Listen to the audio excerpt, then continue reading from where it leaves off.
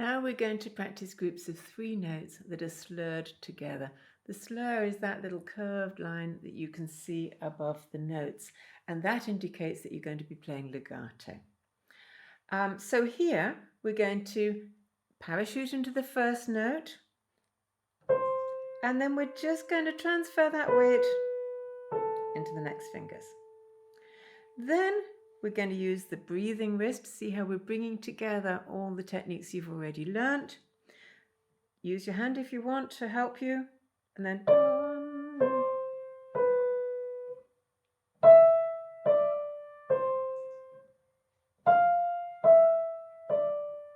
so you've got the breathing wrist between each of these little phrases. A slur is called a phrase, and you're working up, dropping the weight and then transferring it onto the other fingers. When we play chords, we're playing 2 or more notes simultaneously in one hand. Here I'm going to show you how to drop into chords using gravity. In other words, using the parachute touch, but onto 2 notes and then onto 3 notes. So this produces a beautiful sound. It feels very effortless because you're just using gravity.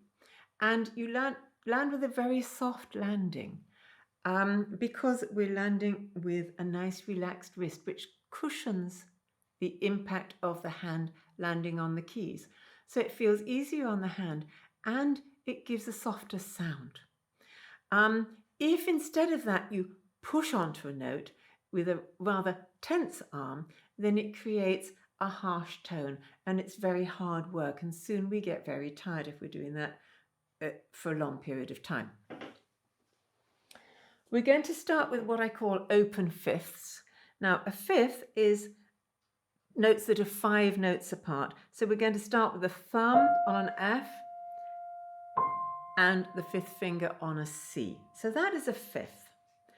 And what we're just going to do is to parachute onto those 2 notes. So we're just going to come up and then drop down.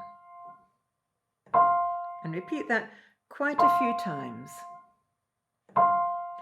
Now, while you're doing it, try to maintain the hand arch. So don't let it go flat across here. And try and remember that you're going to play on the corner of the thumb and on that pad of the 5th finger. So you're not going to play like that, where you're tipping over onto the 5th finger. You're not going to play too far down so that the thumb ends up playing down here. You're still going to play on the tip of both the thumb and the 5th finger.